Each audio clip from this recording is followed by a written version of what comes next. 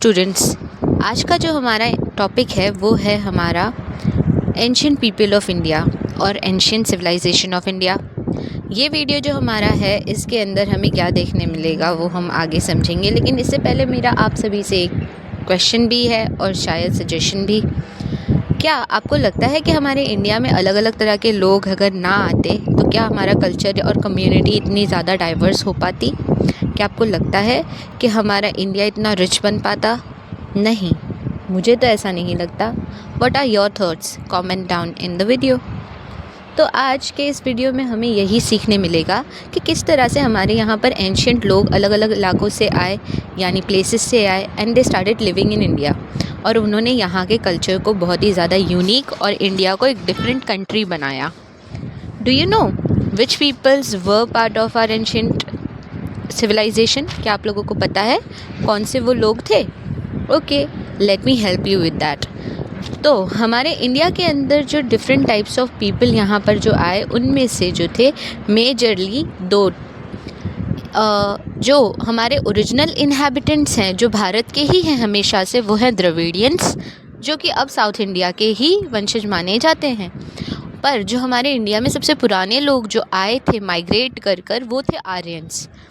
तो आर्यंस को Indo Aryans भी कहा जाता था। इन्होंने ही तो वेद और पुराण बनाए थे, इन्होंने ही तो यज्ञ और ऋचों और हमारे श्लोकों का निर्माण भी किया, इन्होंने ही माता और देवता और देवियों के बारे में भी हमें समझाया, इन्होंने ही पूजा करना भी सिखाया था।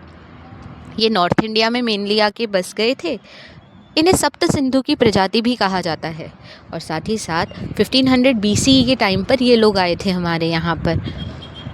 अब इनके बारे में हमें यहाँ पर कुछ थोड़ा बहुत जानने मिलेगा, लेकिन उससे पहले हमारे यहाँ पर चैनल में तो चैप्टर एक्सप्लेनेशन नहीं होता ना, तो हम आ जाते हैं अब हमारे एक्चुअल पॉइंट पर, जो कि है हमारा how to solve the long questions in simple language, यानी आ golden rule, write less and score मोर।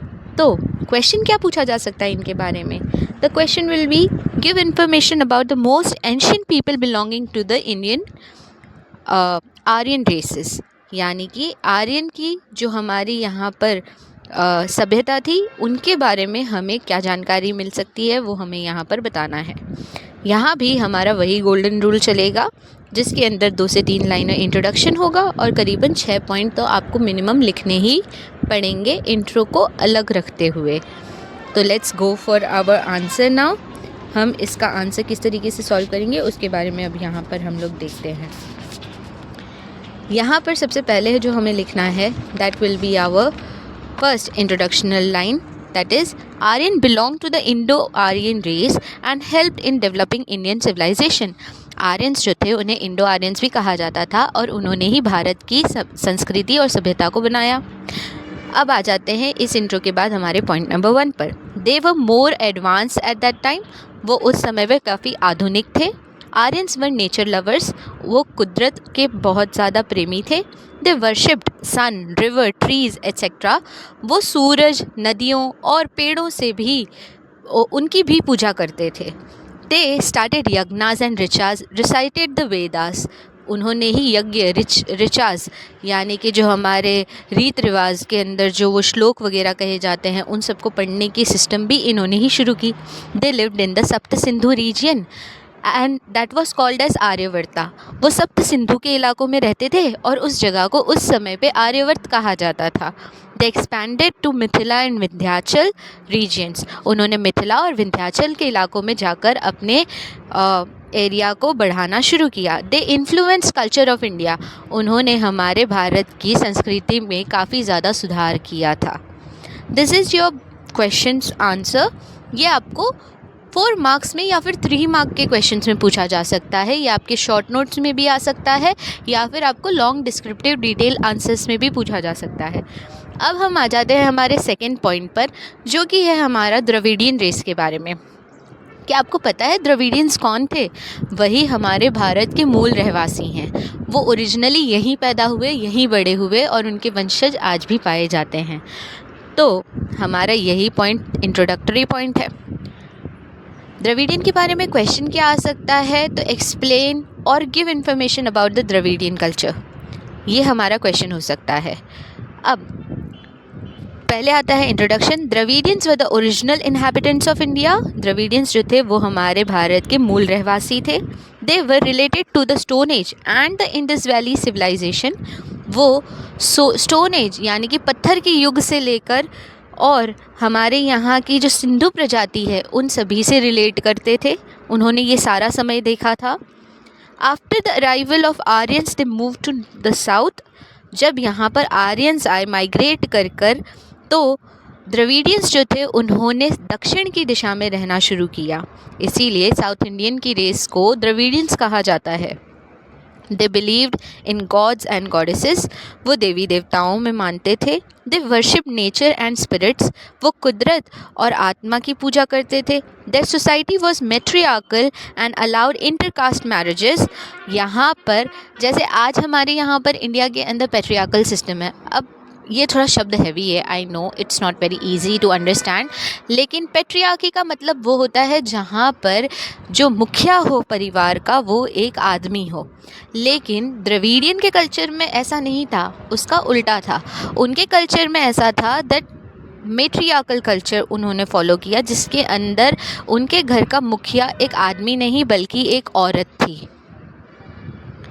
और इंटरकास्ट मैरिजेस यानी कि अपनी जाति के अलावा अन्य जातियों में भी वो शादी किया करते थे।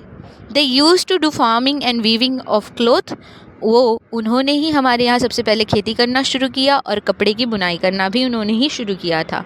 Tamil, Telugu, Kannada and Malayalam were their languages.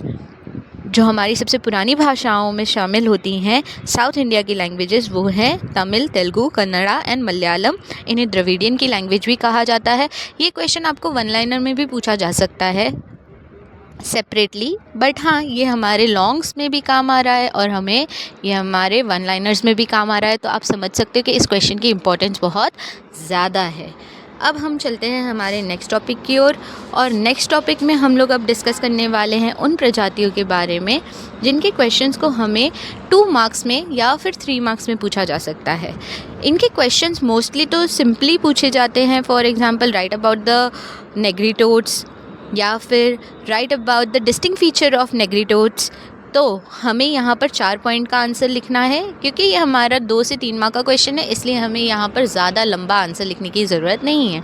तो पॉइंट नंबर 1 यहाँ पर क्या होगा। और हाँ, इनमें हमें इंट्रोडक्शन भी देने की ज़रूरत नहीं है क्योंकि ये बहुत ही छोटे आंसर्स हैं। तो हम डायरेक्टली हमारा पॉइंट वाइज 4 पॉइंट में आंसर कंप्लीट करेंगे।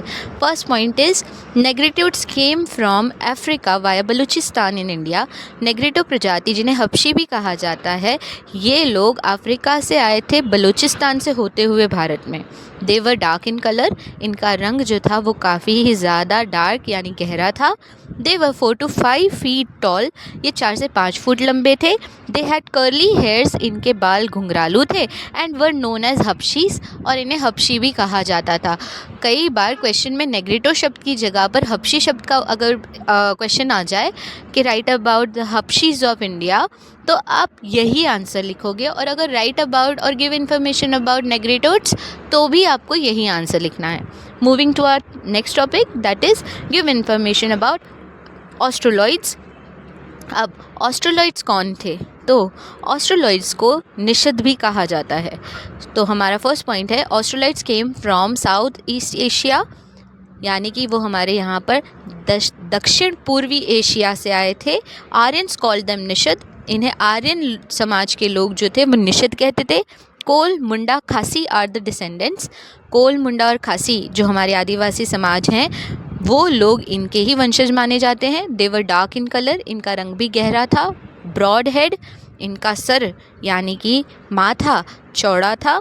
Flat knows. इनका नाक जो था वो चपटा था। And short height. उनकी कद की लंबाई ज़्यादा नहीं थी। लास्ट क्वेश्चन जो हमारे इस वीडियो का है वो है राइट अबाउट द मोंगोलॉइड्स और give distinctive features of the mongoloids. यानी अब मंगोलों के बारे में बताना है। मंगोल, यहाँ पर हमारे सिर्फ 3 ही पॉइंट है, ये सबसे छोटा आंसर है हमारा। Mongoloids came from north China via Tibet in India. ये हमारे यहाँ पर उत्तर चाइना से आए थे। तिब्बत से होते हुए भारत में। दे वर नोन एज किरत, इन्हें किरत भी कहा जाता था। They were yellow in colour, इनका रंग जो था वो गेहुना था, यानी गेहूं के रंग जैसा। फ्लैट फेस, इनका चेहरा चपटा था। चबी चीक्स, गाल इनके मोटे थे। एंड आलमंड आइज, यानी कि आलमंड शेप्ड आइज, यानी बादाम के आकार की आँखें थीं। ये आप 4 पॉइंट्स अगर लिखोगे तो आपके लिए फुल स्कोर आपको इन टॉपिक्स में मिलेगा। With this I am signing off. I hope you like the video.